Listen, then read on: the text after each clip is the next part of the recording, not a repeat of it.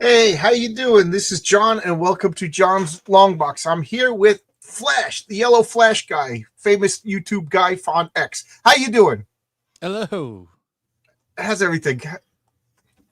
Been a pretty good day. I wish it was a little warmer, not Uh, so cold, but I don't know where you live. I don't know what state you're in, but it is just like a rainy weekend. It's a rainy Friday after a rainy week, and I was just talking to my wife. Our lawn went from completely dead to like, oh my god, I'm the guy with the bad lawn in the neighborhood to an overgrown jungle. So that's what I'll be doing tomorrow is lawn work. So yeah, are I you? had to I had to rush and get it done on Saturday Uh, last week. It so was really it was fucking cold, man. It's like 47 degrees that day. Sucked. oh, it's hot and muggy already. It went from fall to like humid, unbearable. Oh God, I live in New York. I'm not going to ask you where you live. That's not my business. But New York, you got to be tough to live in New York because it goes from absolutely freezing to absolute humid hot. Like it's the worst. It's the worst of both worlds. I can't wait to get out of here and retire. It's expensive, and to top it all off, it's expensive, and the politics are horrible. But other than that, it's a nice place to visit. So, I was how's just it? in New York. I was in New York for New York City Comic Con. Oh, you just you know what? I went there. I don't know if you know Vaughn Coleman. I Yeah, bumped I into know Vaughn. Von Coleman. I've met Von Coleman. Oh yeah, Vaughn and I went to dinner. I met Aaron Sparrow. I met I blank it out on other names, but I met a bunch of people, and it was the quest for Rini. I don't know if you know Rini, who does Fiendish.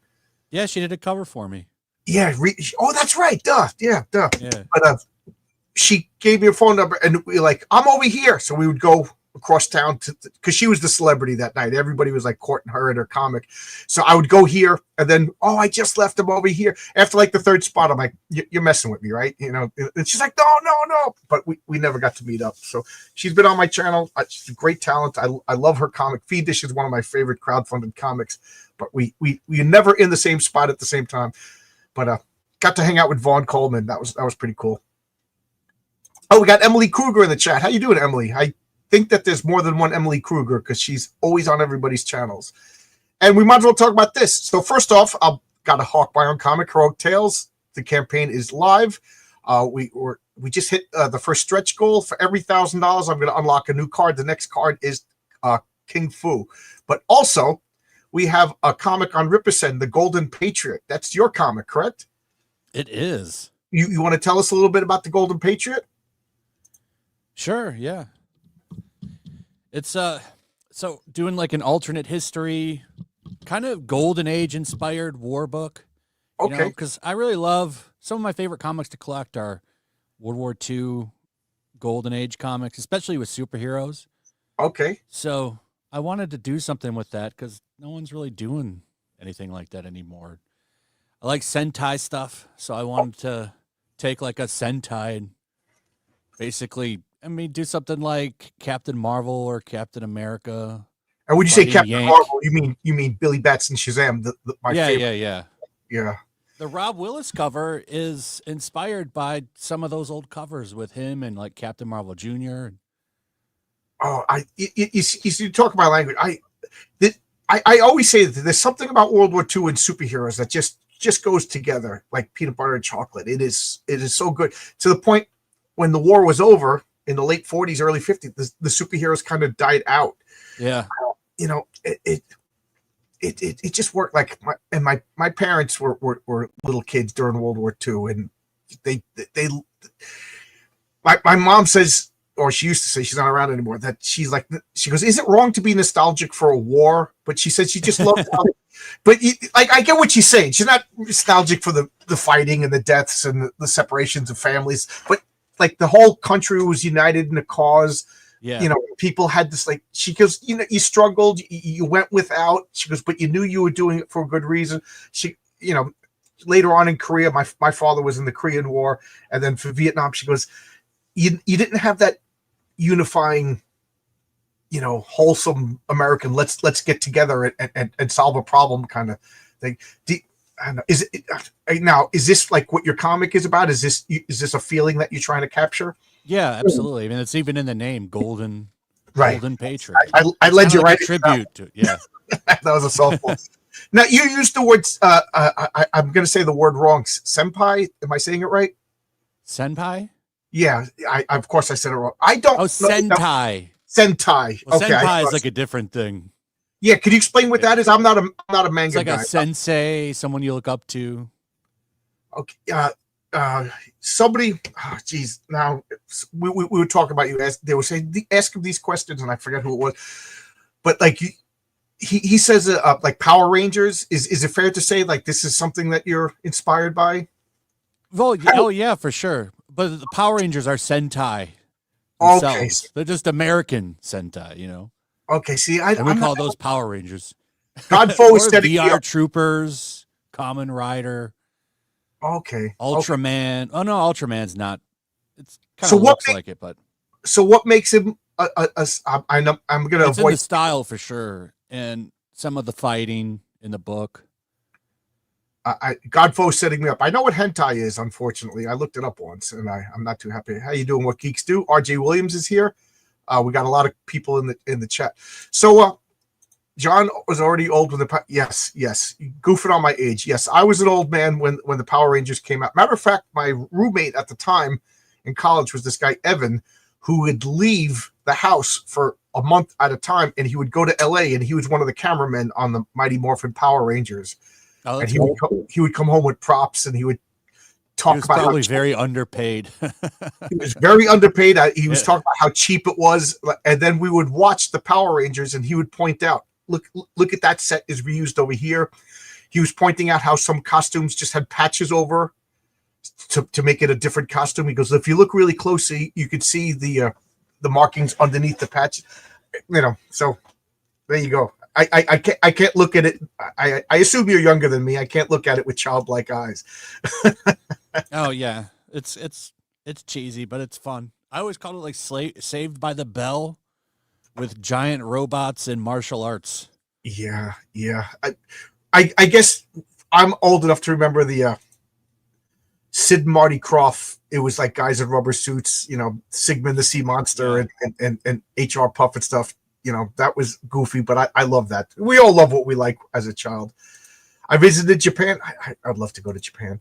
So you would talk about the golden age, and nobody's making it. I'm working on a golden age comic myself, kind of like a goofy, like the conceit is it really did come out in the golden age. So you're going to see some, I hate to say it, some stereotyping and stuff like that, because that's what they did back then in the 70s. But you are making. Yeah. I mean, Superman was okay with it, so. True. He was talking about slapping the Japs. Slap the Japs. Yes, he did. I want that cover so bad of him rolling out the newspaper. You know what I'm talking about? Yep, I know exactly what you're talking about. There's been a couple that have come up for auction, but I lose every time. Yeah.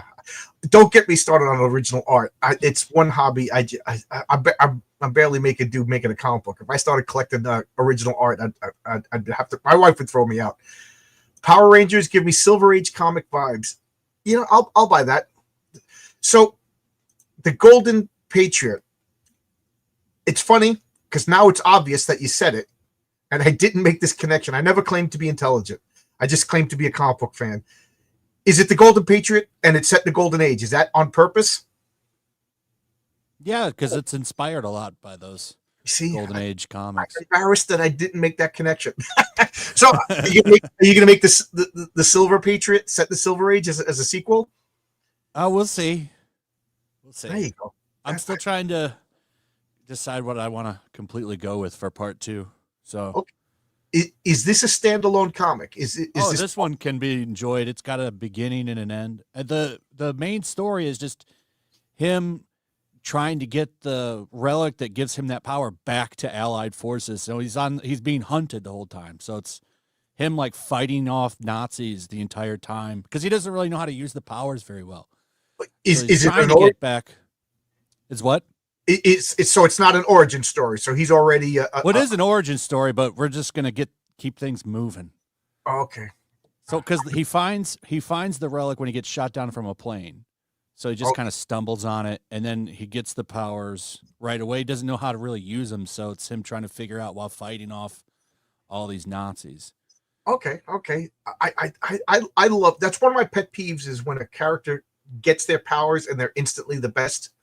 Like, I appreciated in the first Spider-Man movie, Tobey Maguire was stumbling around a little bit trying to figure out it. That's just a pet peeve of mine.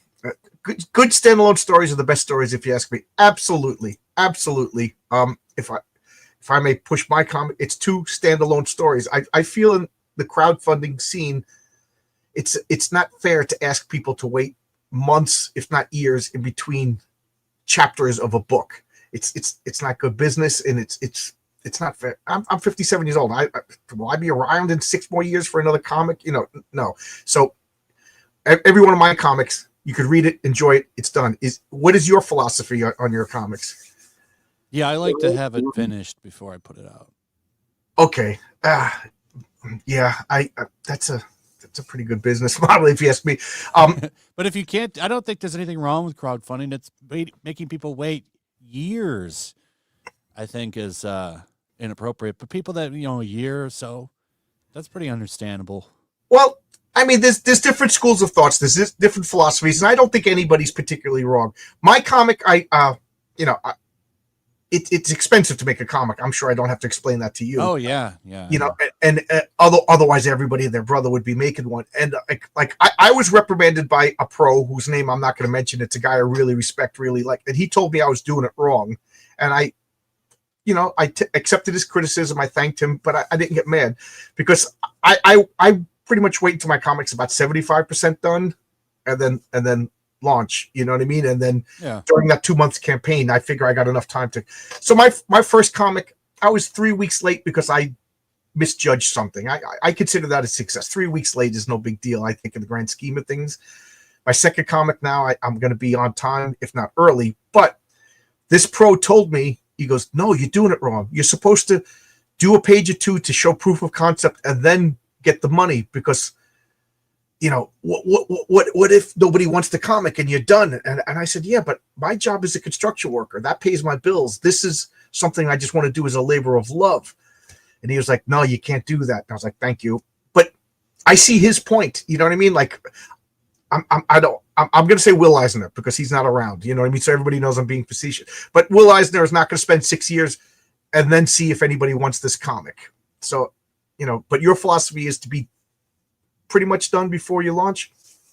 Yeah, that's what I like to do. But I mean, people can do what they want to do. It's right. I guess it all comes down as anybody's going to give you the money or not. Right. It's between my customers and me, your customers and you. I agree. I don't know. I was going to say something I shouldn't say. We'll just you guys can infer whatever you want from that. So, this is your first comic, right? Yep. Yeah. What made you want to all of a sudden? Because it's a difficult and not very profitable venture, making comic books. What made you want to do it?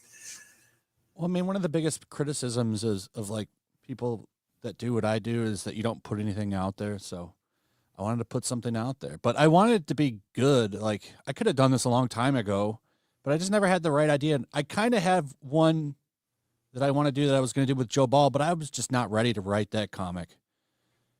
Do you mind telling what that is? It's more like Berserk inspired. It's okay, but it's going to take a little bit more skill. So this book, going back to like Golden Age, it's just a straight up fun action comic. It was a lot of fun to write. I'm not trying to like reinvent the wheel and make Watchmen. I just want to make a fun comic. So it was like the perfect thing to go with, because I don't want to put anything out that's bad, Okay. I think it gave me a lot of experience too. Like that comic, like the next comic that I write is going to be a lot better. I'm not saying this one is bad. I get what you say. I'm sorry to keep bringing up my comic, but I can't bring up other comics and use it as an example. My first comic, I wrote my script and I was so freaking proud of it. And then I had my friends read it and they were like, "This is awful. This is just world building the comic. There's no central character. It's unfocused. I don't care about it." And I went back to the drawing board and I streamlined it down. And now I think I streamlined it down too much when I look at my second script. But the point of what I'm trying to say is my second script is so much better than my first script because I didn't know what I was doing. And now I know what I'm doing. I crowdfunded, I collected, I published, I shipped, I did all myself. And there's a learning curve. So you're not done with your first comic yet, meaning it's not in the customer's hands. But I bet you right now you know so much more than when you started on day one. Yeah, yeah. Well, I had a lot of guidance with it. Dillard was amazing to work with. Literature Devil really helped go over that script a bunch of times and make sure that we got it right. And then I also had Carol Brown from the Rippaverse take a look at it too. So it went through a lot of people. Oh, that's good. To make sure that we got this right. R.J. Williams is goofing on me because Mike Barron read my comic and his compliment was it was better than the Harley Quinn fartacular. So I thank you for that. It's good to know that I did something better than a DC comic book about farting. Yeah. So did you know how to write a comic book script when you start? Did you just sit down and just have enthusiasm and you know what I mean? Yeah, I just started writing. I didn't really format it for scripts. I'd never worked on a script before. So kind of just wrote a story and refined it from there. Okay. So this, I like people's creative process. This is going to sound pretentious, but I took writing classes. You know, I tried to write a novel. I took a class about screenplays and I tried to write a screenplay. And then I read comics my whole life. But when I sat down to write a comic book script, I didn't know what I was doing. You know, like how many panels does this require? When do I write a page? So what did you do about that? Well, the original story is, that's why I can do 3 books pretty easy because it was a full story. The biggest learning curve on this was taking what you have and confining it down to, 20 to 60 pages, whatever you're doing, like taking that and getting it tight that fit in there and actually be good, make sense. That was an experience. It was a fun experience though, like, cause you like everything so much but you've got to make cuts and sacrifices to get it in there. So Dillard is your artist. Now, did you send him a full script or did you send him like the Marvel method? Did you send him an outline? What was your? This is like the outline with the Marvel method. I mean, we kind of talked out how we were doing it, how we were going to do everything while he was drawing it. Okay, cool. Because I'm such a control freak. I'm not going to say like Alan Moore, but I described every panel in detail. This panel should be this big. This panel should be that big. And then my artist is Renzo Rodriguez, and then most of the time it was pretty accurate to what I wrote. And then sometimes he's like, no, because he's a visual person, I'm a word person, and he rearranged panels and emphasized. But do you get back stuff from Dillard and you're like, this isn't what I asked for, but it's great, or this isn't what I asked for, and we got to change this? Like, any problems that you had? There was only one time there was something that I wanted to change up a little bit, but for the most part, what I was thinking, he was able to just really make that come to life. It was pretty awesome. He's great to work with. Oh, cool. Yeah, I'm not mentioning names because I'm not here to cause problems. But I hired some people I shouldn't have hired. I hired people I had to fire. And I bit off a little bit more than I could chew, and then realized I had to jettison a lot of finished work because it didn't make sense. Did you run into any problems like that? No, it's mostly pretty. Everybody's usually. I mean, there was a long window of time to get things done, so. Well, that's because Dillard was mostly doing it in his spare time, so. Yeah, I have a full-time job. I'm a construction worker. Renzo at the time, I think he was a city planner. Like he was working for the city, doing drawings, technical drawings. So, and it was like the bullshit out there. He was working. Yeah. That's one of the benefits that we have as crowdfunding people is we set our own schedule, and you said you waited till you were mostly done. So are you, still, there's things that you can never anticipate. Like when I got my proof copy, I submitted wrong files and I got pages that were blank, no dialogue, nothing. Oh no. Did they take care of it and fix it? Yeah, I had to fix, I got the proof copy. So this was before the printing, but then the proof. Yeah. Yeah. So guys, please get yourself a proof copy. I know it's $40 an issue for a proof copy, but I never would have picked it up on. There's something about having it in your hand and looking it over or looking at a file on your computer. So I got the proof copy and I was like, oh my God. So I had to resubmit everything. And that put me on the bottom of the printing list, but long story short, there's always something that you don't anticipate. Is there anything that you were like, oh my God, I never thought about this? No, working with Ripperson, that was so nice because they're so good at this by now. They've caught just about everything. Like they wouldn't have launched it unless we were 100% ready to go. Okay.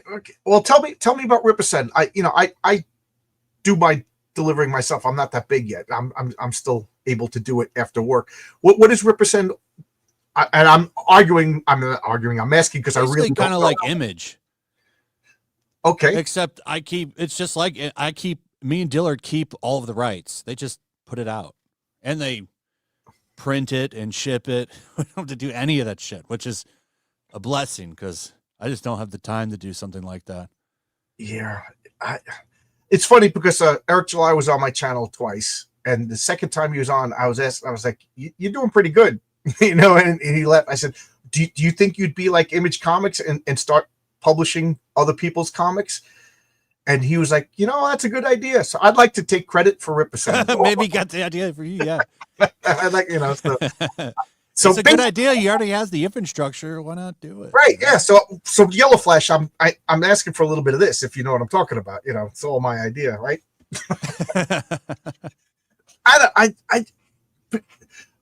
Again, you're a comic book fan for like, okay, let's start at the beginning now.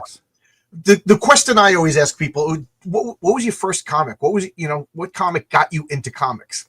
My first comic ever was Robin 2: The Joker's Wild. Oh, okay. You read that? Yeah, it's funny because I just expected it to be older. I'm like, you just reminded me how old I am. Well, I grew up watching. I knew what Batman and Robin were because I watched the West show because it was always on like reruns. So I read that. I remember being blown away because it was so much more mature. Because the Joker shoots Mr. Freeze in the face. Yeah. And it was a little darker than what I was used to because basically Adam West Batman is Silver Age Batman. Yes, goofy. Yeah, Silver Age Batman. Whiz bow pang to the. Yeah. How old were you when the Tim Burton Batman came out? Oh, I don't remember. I was pretty young. Yeah, I don't remember if I saw that movie. No, it's 89. So when did that Joker comic come out? When did that Robin comic come out? A couple of years before. I'm going to say 85, 86. But I'm not 100% sure. But I remember looking it up right now. I was working in Manhattan at the time. I was an apprentice telephone man. Oh, 1991. 91. Okay, so I can't remember if I had seen because I saw it. I'm pretty sure I saw it on tape. I didn't see it in the theaters. I remember when that movie was announced. And I remember my coworkers were just like, "Oh, this is going to be hysterical." And I'm like, "No, it's going to be dark. It's Batman is dark." And they're like, "No, it's bang pow." And then they announced Michael Keaton was going to be Batman. So I could not convince, because Michael Keaton was a comedy actor at that time. I could not convince them that it was going to be a serious dark movie. So I hated the Batman 89 movie, but I do appreciate it that it pulled. Oh, see, I love that movie. I know. Batman Returns is my favorite Batman movie, even though it's nothing like the comics. I love that movie, though. It's my favorite. My audience, they know me as a prickly pear. There hasn't been a good Batman movie yet because none of them were Batman. They're all either James Bond or.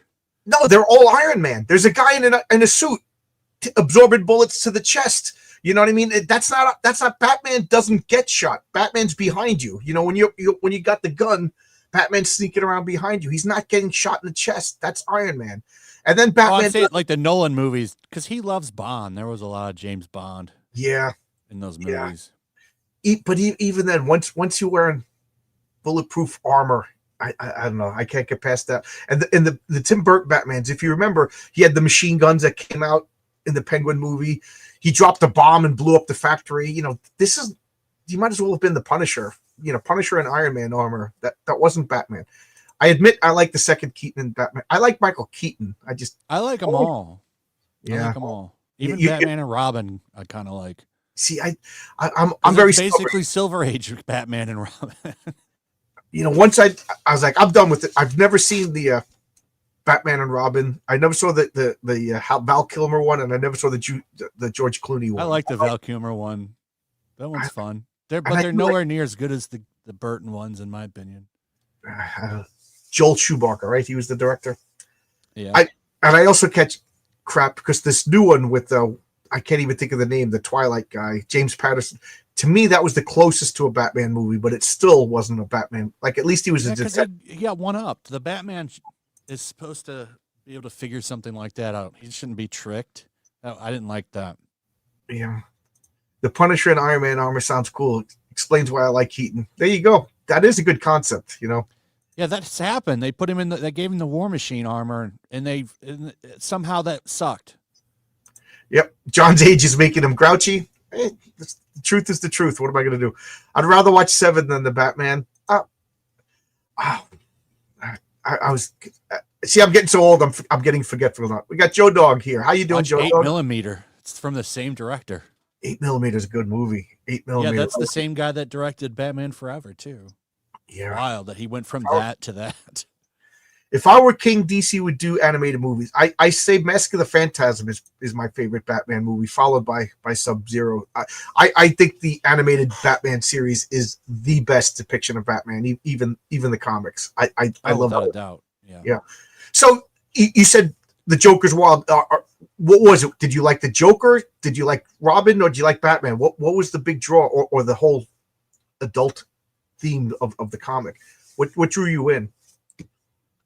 Just was I liked that more mature tone. I'd never seen Robin be like that. Usually he's like, kind of a loser.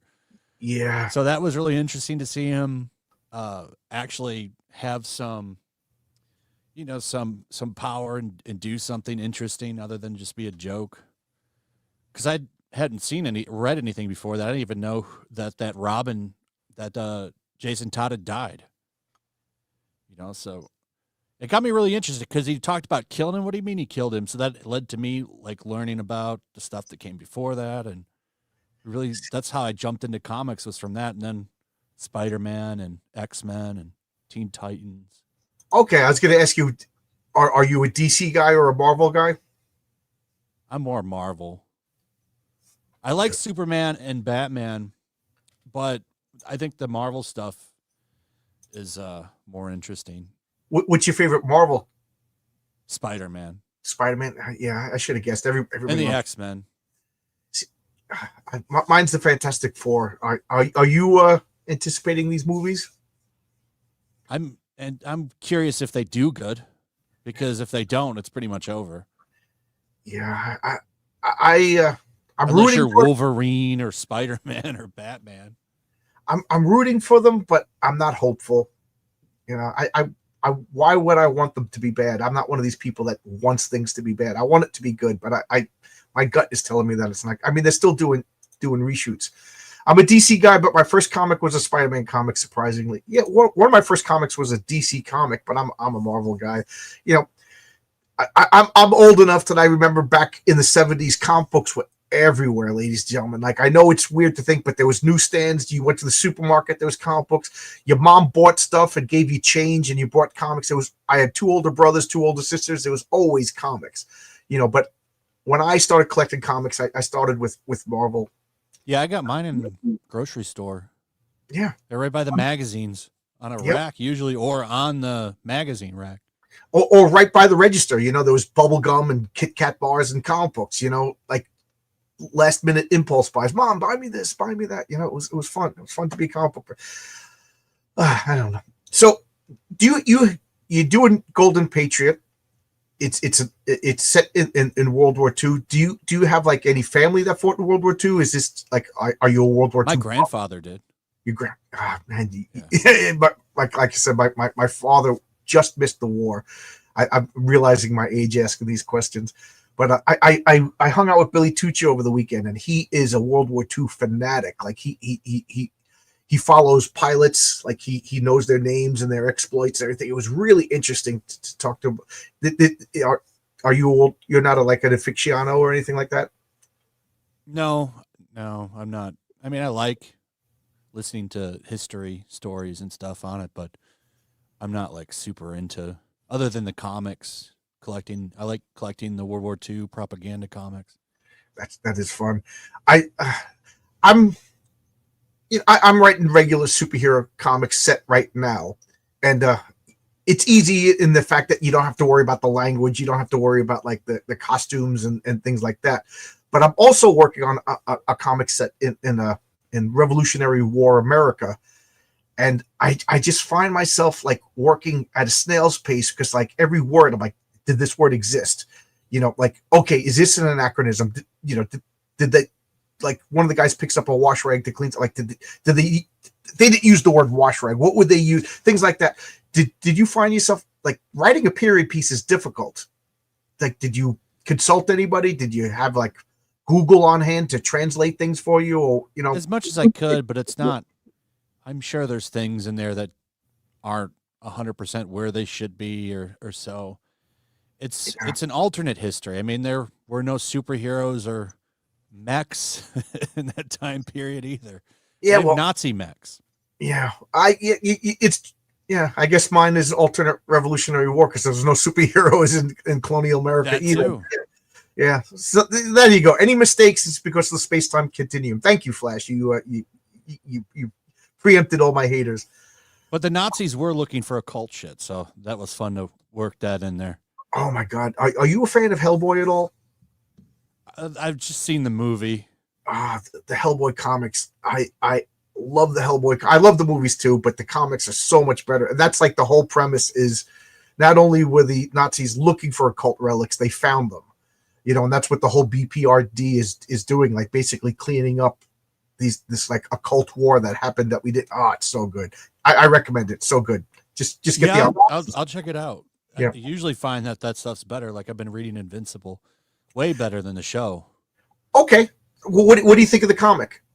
I'm on issue 19 right now. Oh yeah. Amber's a lot more tolerable. They changed a lot of stuff. Like some stuff happens later, like him and the rock guy taking down robot, or not robot, the machine head. Yeah. Like that happens later in the story.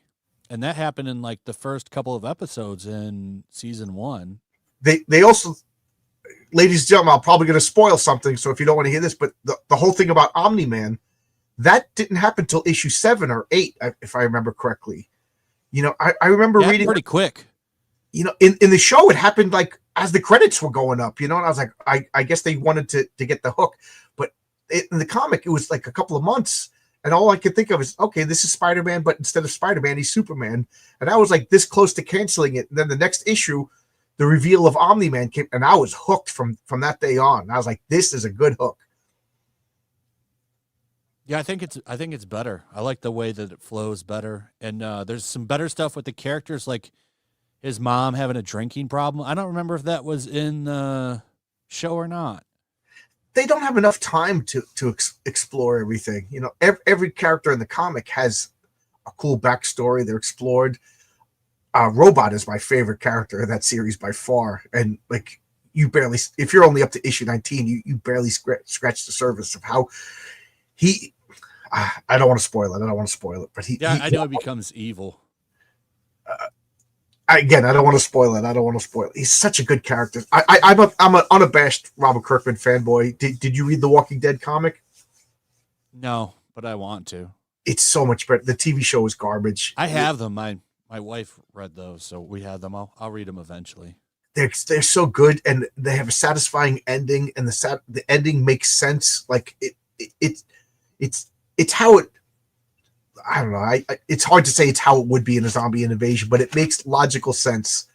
That it's so good. No spoilers. Okay, I'm Marcus is goofing on because he knows how I accidentally give spoilers. Yeah, I've been buying the compendiums. I love that Image does that. They're such a good deal. You get like 47, 50 issues for $60. Yep, And they're yeah. these nice big books. The Virtumites are better Kryptonians. All the strengths, no weaknesses, and they live for thousands of years. Yeah, yeah. To the point. Seems like they have a hearing weakness if they play those loud sounds. Yeah. I just like the whole mustache thing, and I do think that's cool. Did you read where they have the mustache pulling like ritual to when two Viltrumites meet each other, they pull each other's mustaches as an act of like supremacy or something. No, I don't think I've gotten that far. Yeah, I think that's around issue 50 or so. It's just funny. It's not a big spoiler, but it's just funny. Yeah, they went right into the Invincible War, right into the Conquest. Yeah, it makes sense in the animated series because they, how long does a cartoon last? 7 series? Whereas the comic lasted, I want to say 120 issues. Something like that. There's only 3 compendiums, and then there's a one that has the supplemental stuff. Yeah, we got people bringing up drama. I try to be drama free, but I can't pretend it doesn't happen. Wars happen. People exert control when they shouldn't, so we fight for the right to party. Okay, I'll fight for the right to party. The Don, just want to say, my dude John, I'll be watching to replay later. I hope you ask some good questions, things that people want to know. Have a good show. Okay, Don. Don has the studio tomorrow night where they'll be drawing the mythicals. And Battle Beast Comics comes out next Wednesday. Yes, I pre-ordered. Like I said, I'm does that come out next week? Yeah, I ordered from up and hold it till I read everything. I was saying I'm an unabashed Robert Kirkman fanboy. I got Walking Dead, Invincible. He had a comic called Wolfman. I don't know if you're familiar with that. I haven't read it, but I know what you're talking about. Wolfman is so good. I don't want to spoil that, but the premise is a guy becomes a werewolf. So he disguises himself as a wolf-based superhero so that like monster hunters don't kill him. I love stuff like that, so it's a little bit monsters, a little bit horrors, a little bit superheroes. So I'm going to ask you a genre question now. So your first comic is a superhero war comic. Do you have the bug now? Do you want to make other things? You were talking about. I'd Western like to. War? Yeah, I'd like to make something in like a ruined world, which is what I wanted to do with the Berserk inspired comic. And then I also want to keep making more of these. There's a lot I can do with this character and the world itself. So you have like a long story arc plan for this guy? At least 3 issues, but I could go longer than that. Do you have his ending in mind?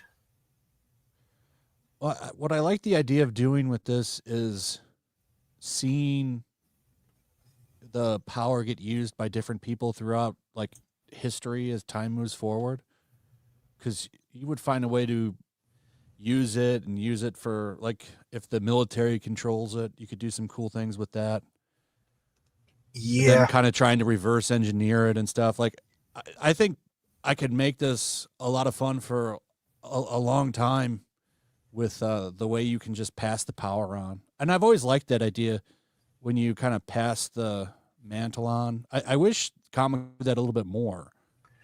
Okay. Obviously, I haven't read your comic yet. These are just ideas for the future, right? But you mentioned like I have an ending for this arc. There's 3 issues to this character's arc, but I could keep it going a long time if I wanted to. But so the power isn't intrinsic to himself. It's an item or something that he could pass on to somebody else. Yeah. Yeah, I like that idea too. Like a legacy hero that like here you go, take the name and whatever. I don't know if you're familiar with the Meta Barons. That's the whole premise is like there's always one Meta Baron and it's a bloodline. I do, and some of them weren't as good as others, and some of them were outright terrible. I do like that. It's a cool idea. Yeah. It's not in this issue, but there's like side effects to using it though. So there's like a reason why you would have to eventually give it up. But I don't want to spoil it because that's not even going to be addressed in this issue. Yeah. superhero origins are always like the hokiest part of a comic book, but they're absolutely necessary. Like for every Spider-Man, the Spider-Man origin is one of the greatest origins of all time. It's like literature. I'm not even joking when I say that. It's like American Shakespeare. But then Yeah. I'm trying to think of like She-Hulk gets a blood transfusion from her cousin, and now she's, you know what I mean? It's who cares? But so, like it's I didn't tell the origin of my character in my first issue, the Patriarch, you know, because I didn't think people would care about a character's or like a silly origin about a character that they don't know anything about. So I just wanted to make a story about him being a superhero, and then my second appearance of the character, it's more daring do, and then the third appearance, I'm going to tell you the origin because it's complicated. You need to know my world. Do you think it's a big ask to just like, here's my character, here's the origin, here's the story, you know what I mean? Go. No, not if you tell it right. I'm sorry? Not if you tell it right. Yeah. Again, I'm an amateur. You don't have to have it. I don't think you have to have a amazing origin. There's a lot of stuff where you just see the characters go. Wasn't the Tick like that? Yeah, the Tick is mysterious. We never know his origin. Yeah. He just shows up and we just buy into his world. But yeah, Ben Edlund is those comics are really good. I avoided them because I'm like, I don't want a silly comic. And then I bought I a like silly comics. Yeah, fun. I know. I was like, comic books. Even the Ninja Turtles, really, you saw their origin, but it was like what, a panel? It's like, oh, the Matt Murdock's ooze fell on them, and now they're badass ninjas taking down their sensei's enemy. See, that's another comic I avoided. I only read my first Ninja Turtles comic maybe 6 months ago because people were like, you never read the Turtles? I was like, no, it was silly. I wanted my superhero series. And now I look back at it and I realize that, you know, superheroes are kind of goofy when you think about it. Yeah. Yeah. But what you were talking about, like the government reverse engineering, I don't know if it's bad, but I always think like, what would really happen if there really was superheroes? Like, do you think okay, like imagine there really was Spider-Man. Like Spider-Man would have to They would capture him and try to steal how his powers work. Absolutely. That's 100% what they would do. That's what I was getting towards. Like he would have to keep his origin a secret. Like, don't you think like the Russians would be irradiating spiders and just, okay, this guy's he got powers. Okay, this guy got cancer. Okay, this guy's turning into a freak. Like they would be replicating it. The American government, you know, the American government gave people syphilis just to see what would happen. There's no way they wouldn't be irradiating spiders and trying to replicate spider powers. You know, yeah. So like in my comic, every superhero has two origins: the real origin and the origin they tell people to keep them away from the real origin, because the government is gonna do something. I'm trying not to spoil, but do you feel like that is something the Golden Patriot does he want people to know where his powers come from? Would supervillains target that? Is it, you know, if you said he could pass it along, so I assume it's some sort of object, or would he hide this object? Yeah, it's a relic. It's a relic. The Nazis were looking for it because they're looking for, you know, all the occult relics to try to get power. Oh, this is a good. Imagine the Golden Patriot in Vietnam. That's you know. Yeah, that's a possibility. Yeah, that I kind of like that. Oh, I like Peter Parker would die horribly from the radiation in his body. Yeah. Superhero origins are a trope now. That they dare not have the origin early. They complain, be bold, address the origin later, or not at all. That's what I did. I kind of avoided it. As a Ninja Turtles fan, I will fight for your blasphemy, John. I don't know. I now I appreciate like that goofiness of like Matt Murdock got hit in the face. This thing rolled down into the sewer and it made turtles. It's kind of like I thought they were like making fun of comics, but it's really the love of comics. Oh yeah, that's kind of how I view mine. Is it's the love of all the things that I like kind of rolled into one. Yeah. I wanted to make something that I would pick up and read. Oh, that's cool. What? So you said you wanted to do like a would it be fair to say like a post-apocalyptic story? You said you're like Berserk inspired comic. The other one, yeah. Yeah. Like, what about like sci-fi or westerns or like Roman era, anything like that? I could take this one and go back to Rome if I wanted to. Yeah, that's because it's been around forever. It's been around. Yeah, that's cool. Would I like those ideas. I've been kicking around for a while, but the focus for now is going to be the 3-issue arc. But that's why, hopefully people want more, and I can do all kinds of things. Yeah. Well, it's selling, so there you go. you gotta keep them hooked. You got to keep them hooked. Got to keep them hooked.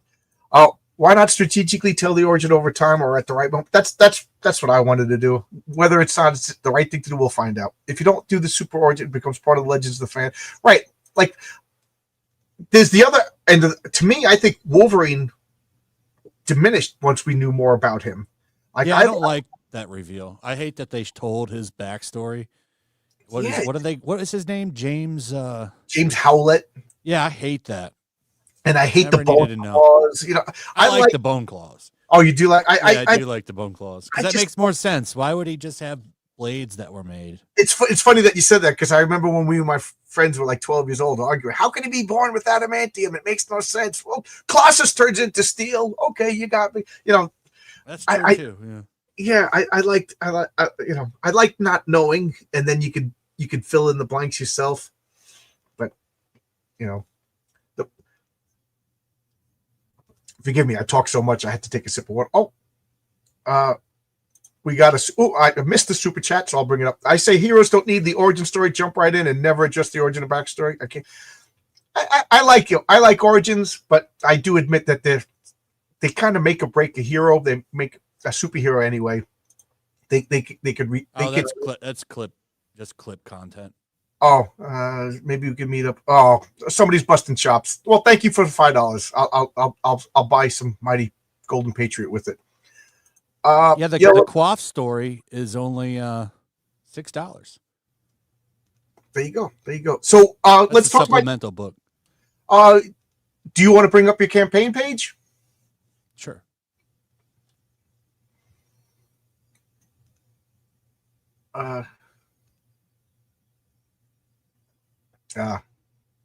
I'll tell a story while you do you want me to bring it up or do you want to bring it up?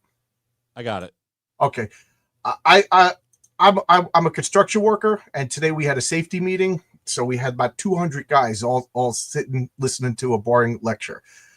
I'm known as the comic book guy. I'm giving out cards for my comics, and one of the guys came up to me and goes, "Oh, you make comics?" I was like, "Are you into comics?" He goes, "Not really, but do you know this comic Isom?" I was like, "Yeah, that's Eric July. He was on my channel." He's like, "Oh yeah, I picked it up.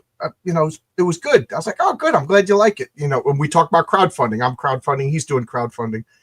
So I was like, "Are you into comics?" He goes, "No." I said, "Oh, well, do you know anything about Comicsgate?" And he goes, "No." I was like, "But why? But Isom?" He goes, "Yeah, I heard about it. My friend recommended it." So I just got to say, like, all these people fighting, this guy's fighting. My point being is the normies don't know anything. You know what I mean? It's a tempest in a teapot. That's my point that I'm trying to bring up. So the Golden Patriot pre-order, I'm going to make this big. Do you want, you're in control of this, so you tell me what you want. You want to play the trailer, whatever you want. Oh, yeah, let's play it. Hold on.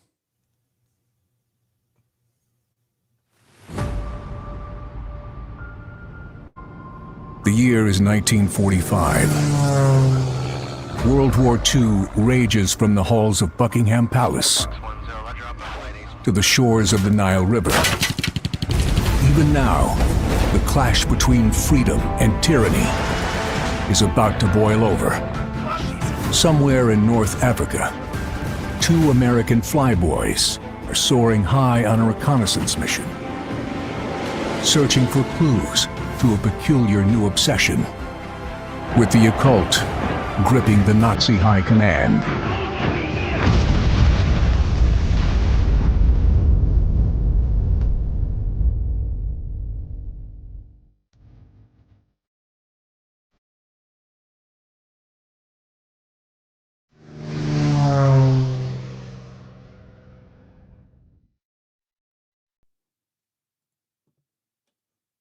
And that's it. That's the trailer. Cool. I like it. They did a good job with it, I think. Cool. That was another nice thing about it. They make you all this stuff. They take care of everything. Oh, so the Ripper said people made you trailer for it and everything? Yeah, they set the campaign up too. It was really it was nice. I just had to do the creative stuff, and now I just promote it, and then they'll ship it out. That's a big weight off your shoulders. Yeah, I did everything from soup to nuts. I'm glad I did, because now I see what everybody goes through. It was very satisfying to bag and board, put things in a Gemini mailer, send it to people. Nobody complained that anything was damaged. I would like to be successful enough that I can't do it myself, but as of right now, I can still fulfill my own campaigns. So almost 3,000 books sold. Yeah, it's doing good. I'm happy. So is this successful enough to launch a sequel? Yeah, for sure. Cool. That's good. I'd like to do like one a year. I think that'd be pretty cool if I could do that. Yeah. I was discussing.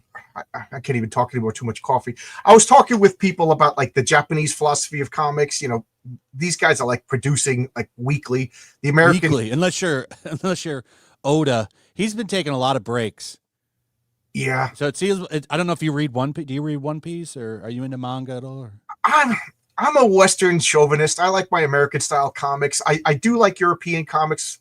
But I read manga when it came out in the 80s. There was like Maya the Psychic Girl and Lone Wolf and Cub, but I never got into it. And much the Shonen Jump app. If I just give you like some something to check out, the Shonen Jump app is only a couple of dollars, and you get access to their entire library. I'm sure you could. I bet you'll find something you like in there. Well, I'm an old fogey. I'm not going to read comics on my phone. Yeah, I don't like it. I don't like it either. But the deal is so good. I know. A couple of dollars. If I like it enough, I'll buy it. Everybody and their brother keeps telling me that I would like My Hero Academia, so that's what I'm going to get. It's good. You probably would like it. You just have to understand that the fucking main character cries a lot. Always crying. I don't know about that. Hey, Brian Christow's in the chat. Six Gun Gorilla is his comic. Phenomenal comic. I like, to the point where we did an imaginary fight between my character, the Patriot, and Six Gun Gorilla. It was fun. So I'm just trying to prove some of the chat that is actually worthwhile, but I don't know. Some people have nothing better to do, I guess. I don't know. What do you want me to say? So what are your tiers? What are you offering here on your campaign? So you can get individual covers, and I like them all, but it starts at $17, and that's just about everybody's favorite cover, it seems like. So we made that one the mass print. My personal favorite, even though I should say it's the foil cover, but my favorite is Kelsey Shannon's. He did like a nice painted cover, which a lot of people don't do anymore. I love Kelsey Shannon. I miss him. We used to do a semi-regular show, and if you have contact with him, tell him I miss him. And he's tough, man. He's tough to get a hold of because he like hides. I don't think he hides. I think he goes in, loses himself in his work. Yeah, is what he does. Because that whole time he was working on Nexus, he was like gone. Yeah. I didn't even know if he was going to do this cover or not. He said he was going to do it, but then I didn't hear from him forever. And then he like came through the last minute clutch, and we were able to get this in here and make this work. That's why we had to delay it for like another 2 weeks, because I had to get this cover ready. Yeah. Kelsey and I used to do a show called Two Beards, One Comic, and we would just pick a comic book and talk about it. And it was like hanging out in the comic book store. We were doing Secret Wars, and I think we made it up to issue 5, and then he just disappeared. He got buried in his work. So if you get in contact with Kelsey, tell him I miss him. He's such a good guy. Oh, a lot of people miss him. Kelsey he's a cool so you got a Kelsey cover, I assume a Dillard cover. Well, we could only do 4, so there's a couple covers we didn't use. Okay. The Dillard cover that we still have that we can do something with in the future, and a Matt Barr cover too that we can still do something with in the future. And an Arini cover you did use though, yes, right? That's the foil cover. Okay, cool. So this is Arini cover right here. Cool. Yeah, it's really good. she's so her comic fiendish is so good, so good. She's been on my channel, and I she gets embarrassed how much I praise that comic. I absolutely love it. It's good. She's doing great. She's doing so good. Yeah, I've seen her at some cons. She always sells out. She's in Japan right now. yeah, yeah. So what else? So, I like what she does, that she takes that comic and she translates it to other languages. I think that that's smart. yeah, that's what you got to do. Oh, what else you got? So you get, this is just the regular card. So you had T-shirts. So this is the regular one. We got a couple shirts. For all the people that were very concerned about Dillard, you can pay him by buying this Pay Your Artist shirt. Yeah, all the people that are concerned, put your money where your mouth is. Yeah, you could just buy this shirt too. You could just buy this. He does indeed get money from that as well. And we have a standard one, which I think looks good. They did a good job with it. Now, is this like, did Ripperson make shirts and everything like this for you too? Yep, they did all that. Yeah. Are you, this is Quaff's book. Go ahead. I was gonna say, forgive my ignorance, but are you the first like non-Ripper comic that's on Ripper? No, the first one was Jay, Drunk 3PO. Okay. And then I'm pretty sure the next one is going to be Gary, Nerdrotic. Oh, cool. Because he's putting his book out on Ripperson as well. All I don't right. know quite when he's going. It's going to be soon. I think probably within the next 2 or 3 weeks. Don't quote me on that. I don't know 100% sure, but I'm pretty sure his book is done too. So. Oh, cool. Yeah. Get a lot of eyes on there once he gets on there, because he'll probably shut the site down when he'll launch his book. Oh, okay. You don't know when that's going to happen yet. No. All right. And it's okay. This is Quaff's book. This is only $6. Do you know the Quaff? No, I don't know. This is a story. So this book is in the past. This is during World War I, and it's about the Golden Patriot's grandfather. So this is the story that inspired him to want to be a military man. Okay. Oh, we got Dillard in the chat. What up, Dillard? How you doing? And then my favorite, because I'm a collector of comics. I don't know how you feel about graded comics, but I love them. Did you say you don't know how I feel, or you do know how? Yeah, some people are very against graded, and that's fine. Some people love them. I like them. I think they're fun because they're good display pieces. I have a CGC wall where I put up a lot of my favorite comics. I bought an 8.9 Avengers #4. You know, the first. Yeah, the Silver Age appearance of Captain America. Yeah, I don't have that one. I want it. I have Avengers #1 though. It's not graded. I got almost everything Marvel put out. The only things I'm missing is the first. You have an 8.9 of that? That's nice. Well, here's the thing. I broke it out of its CGC because I wanted to read it. Oh wow, man! You could have got a facsimile. I mean, I get it, but I wish I had my channel. You have the value of that, but I suppose if you're not going to sell it, yeah, who cares anyway? I'm not.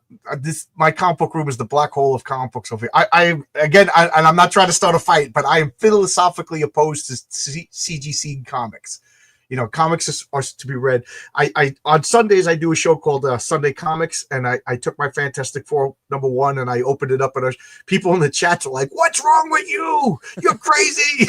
Oh, like, if it's not in a slab, why not open it? Yeah, it's supposed to be like when you slab them, you never see the well, I guess the facsimile, but you don't see the ads, the letters pages. Facsimiles have the ads. I know. That's why I corrected myself. They started doing that now, but you know. It doesn't have the smell, though. Yeah, the smell. Do the facsimiles have the original coloring? Because I think they update. Some of them, it seems like sometimes, because it's on a higher quality ink and paper, so sometimes it kind of changes a little. Yeah. Sometimes it's usually brighter. Yeah, I don't know. And as hypocritical, but it's not that noticeable. It's not that bad if that even happens. When you're a crazy person like me, it's noticeable. But to the normies, yes, it's not that noticeable. Well, the good news is these are optional. You don't have to buy. Right. I don't think I personally can't wait to have these myself because I'm gonna, put them on the wall. Right, like a narcissistic thing. But I can't wait to have my own stuff on the wall. It's gonna be awesome. Like, I bought this. I made a metal print of my back cover because I love this art piece. You know what I mean? We turned this into a poster. You know what I mean? This is I'm thinking of putting this on the next campaign because this is expensive, so I can't just order a bunch of these. But like I said, as much as I'm philosophically opposed to CGC in comics, I'm probably gonna send out a couple of my comics, number one CGC them, because it's a memento to myself. Like, you know what I mean? Oh yeah, for sure. You should. I get it, but I'm not gonna take my. I got one from Clint Helinski. Do you know Clint Helinski? Yeah, I love Clint Helinski. I got his. He did a comics. He did a cool comic called Superiors. Yes, it was awesome. Yeah, he did a cover with my character on it. He just asked me, I don't care. Go ahead. And I got that. I sent that in and got that slammed. It's the Superiors. Clint has been on my channel. I bought two though, one to read and one to slab. Clint's been on my channel, so I'm not saying anything mean, but his comics are cheeky. You know, I'm being cute. I love what he's doing. But then he made Superiors that really wasn't cheeky, and it was like a Crisis on Infinite Earths type story told in one issue, and it was excellent.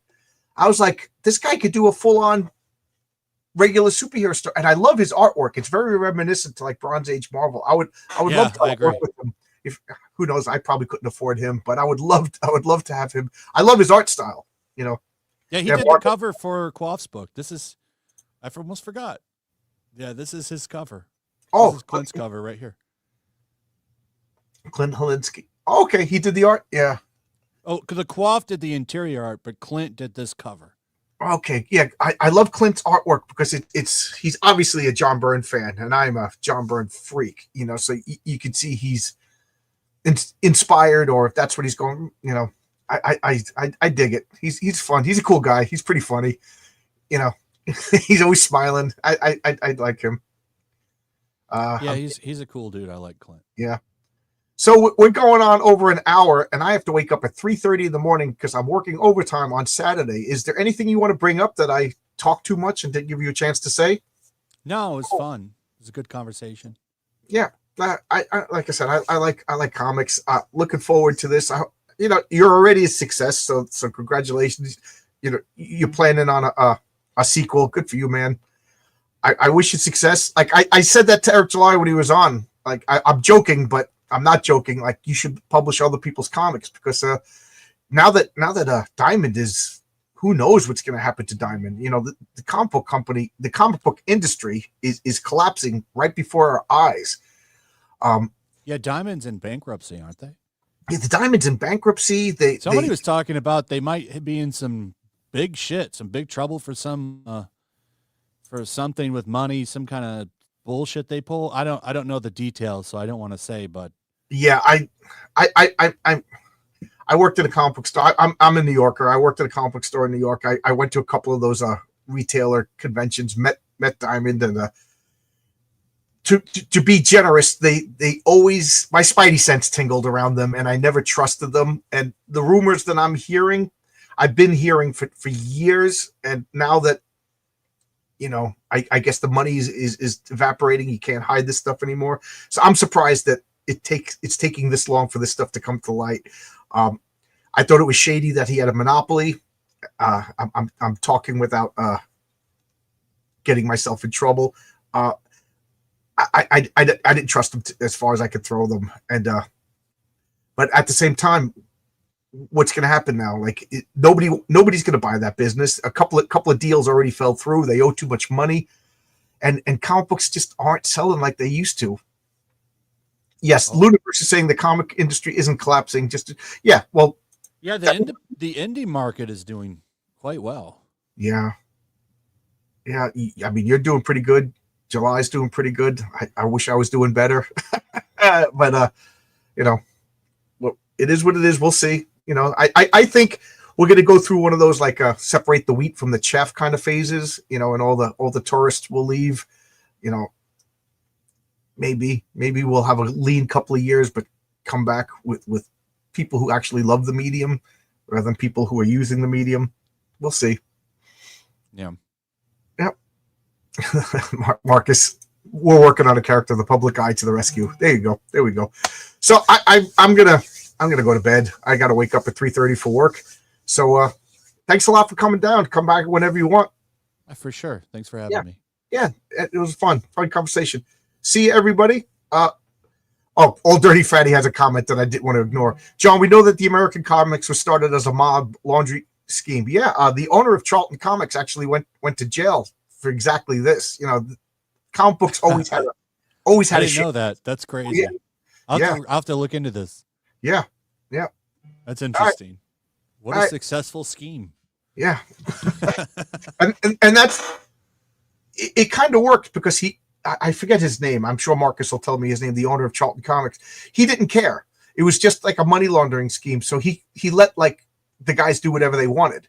As long as the comics were making money, do whatever they wanted. You know, so Steve Ditko is how it should be. Yeah, Steve Ditko is free to do what he wanted with his characters. Joe Stanton did whatever he wanted with E-Man and things like that. So a lot of guys took less money because they had artistic freedom. Whereas if you worked for Marvel, you had rules that you had to follow. You know, he had his own printing press. Yes. Yep. And thank God for that. Okay, I could talk forever. I'm gonna stop now. Yeah, still talking about comic. I was gonna say all the way up to put the comics code in. I have one of the books that got cited in that dude's work that founded the comic code, and Seduction of the Innocent. Yes, yeah. It's world's finest Batman. I think him and Robin do some questionable shit in the issue, and it was cited in that book. Well, I could talk for another 2 hours about that. Geez, now that I'm blanking, I'm getting tired and I'm blanking on the guy's name. But the psychologist used some shady trick. Yeah, he did. Yeah. One of the things he said was, "Oh, yeah, all juvenile delinquents have one thing in common: they all read comics." And it's like, yeah, but all kids read comics, you know. And they used that, and then it's funny because they said that Batman and Robin were like an idealized, closeted homosexual relationship. The funny thing is, sometimes it seems like they were 16 years That's early. why they made that ambiguously gay duo. Yeah, because then I'm pretty sure that one issue it's slab, so I haven't read it, but that's the only way I can find it. It's hard to find it. I forget the issue. I got a red cover. Yeah, and, they got like little toy cards on it, but pretty sure they take a shower, they sleep in the same bed. Yep. They did go after Wonder Woman. There's a wonderful. They did. The BDSM kind of imagery. BDSM and the feminist values. Because she's always getting tied up. You know, yeah. Real. Well, one of her weaknesses was she would lose her power if she was bound by a man. Yeah. Can you imagine Gail Simone writing that Wonder Woman right now? She would complain and bitch about it. Yeah. You know, and she would be over Steve Trevor's lap, winking at the audience as she's getting spanked. Yeah. Molston was a pretty suspect guy but again, I got to go to bed, guys. I'm like fading before our eyes right now. I'm sorry, everybody. 3:30 comes early. I really don't want to work overtime, but I can't turn down time and a half. All right.